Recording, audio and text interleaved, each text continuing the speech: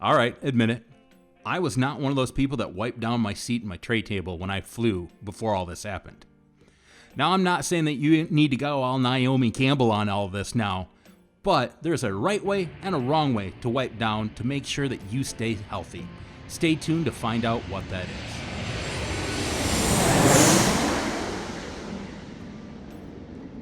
What's up, everybody? It's Nick from Who Dat Travel.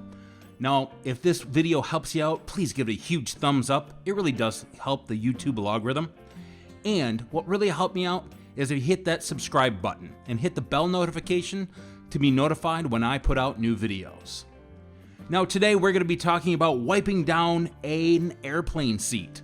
I know, it sounds pretty common, pretty easy to do, but really there are some really filthy areas that you need to concentrate on to try to stay healthy, especially after all of this has gone on in the world.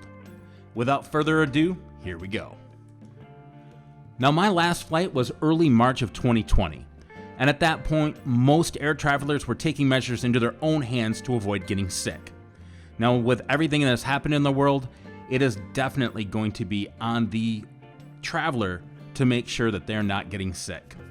And that might include wearing face masks or wiping down their own seats. As of the taping of this, most U.S. airlines have instituted guidelines requiring crew and passengers to wear face masks. Well, why is this so important to be fastidious about cleaning your airline seat? Well, according to a study on reservations.com relating to travelers and the spread of germs on an airplane, nearly 20% of passengers have flown sick, and another 19% of passengers don't always wash their hands when they use the airplane bathroom. Yeah, I know, that's gross. Now, what type of product should you use to get rid of this nastiness? Well, generally it's going to be those disinfecting wipes. I hate to break it to you, but if you're using your baby wipes, it's not helping. You need something that is disinfecting. You're going to have to look in the label and make sure that it says that it kills cold and flu viruses. And generally, those labels are going to list out what it actually will kill, including staph, E. coli, MRSA, salmonella, etc., etc. Products like the to-go Clorox disinfecting wipes are a great way to go. Now, these products, of course, have to be used correctly, and that's why reading the package instructions are so important. It's going to tell you how long that surface has to stay wet for to get all of the germ-killing power that's in that product. If you want to disinfect your plane seat correctly, that means probably they're going to have to board early, which means you may have to pay for that. Now, also realize that you won't be able to wipe down all types of seats. For example, Alaska Airlines is asking that you avoid wiping their seats down because they're leather and it's going to break down that material. Instead, the airlines are actually investing in additional cleanings between flights and ask that you only use the wipes on things like the plastic seat armrest and the tray tables.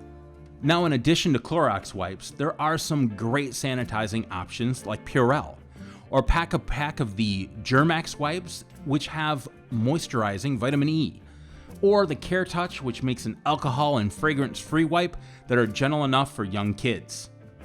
Now, I did mention about wiping down the tray. To be honest, focus on the tray. The areas that your hands touch are the most important when it comes to disinfecting your space. The reservations.com study found that airplane trays have a germ meter score of 1,688 compared to just 32 in the bathroom. In other words, it's filthy. Wipe that down, and wipe it down first before you give anything else a cleaning. After you're done wiping down that, go ahead then and move on to the other surfaces like the armrest and the seat back displays. Another good idea, if you can swing this, is go ahead and wipe down that restroom latch because, well, there can be some additional bacteria that can be there, like, fecal bacteria, because of heavy use of that restroom.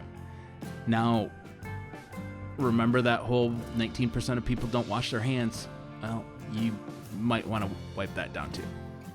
So unfortunately, there's nothing that you can do about upholstered surfaces right now. Disinfecting can help with leather, but not on cloth. So in that case, you might want to take a tip from Naomi Campbell and bring a washable and removable seat cover. There are also tray tables and headrest covers if you really want to go the extra mile. So you might be focused on cleaning all the areas around you, which is important, but if you can only do one thing, make sure you sanitize your hands. Just sitting on or around a surface with illness-inducing organisms won't make you sick, but touching the surface with your hand and then touching your face, that's when you get an increased chance of getting sick.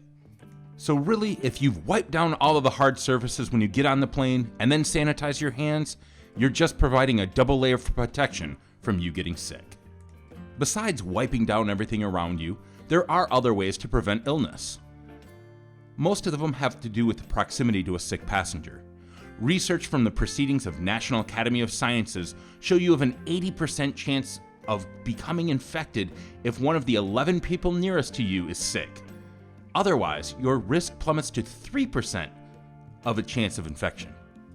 So studies show if you choose the window seat, you have fewer people going by you and a less of a chance of getting sick, which is heartbreaking for me because I am completely an aisle person.